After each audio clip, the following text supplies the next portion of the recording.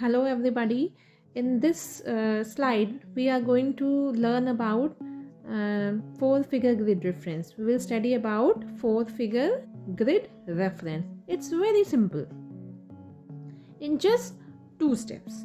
So step number 1, first of all we will see eastings. These vertical lines shown over here, these red vertical lines on the grid is called eastings. Okay, it's called eastings. See, its value increases when you move towards east. So this is east, and the value of eastings increases when you move towards east. So 20, 21, 22, 23, right? Now if you are asked to calculate the fourth figure grid reference of this place x shown over here, then in that way, with reference to the grid, see x is located in this grid, right? Now with the reference to this grid, there are two readings given, two readings of eastings given, 20 and 21. So you have to take the first reading, that is 20. Simple. Now step 1 is completed.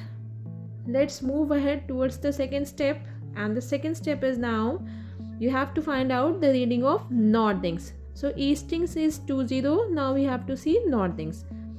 Let's see what are northings. These horizontal lines shown on this grid is known as northings. So the value of northings increases when you move towards north. On the top side, top of the map always indicates north. Okay, so here the readings are 27, 28, 29 and 30. So with reference to this particular box, with reference to this place x, there are two readings of northings, 28 and 29.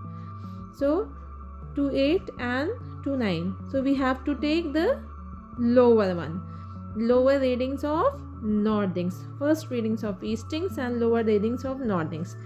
Now clubbing together you will get this four figure grid reference of this place x. That was 2,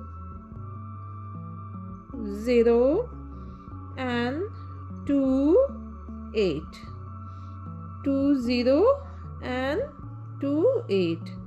This is the grid in which the x is located.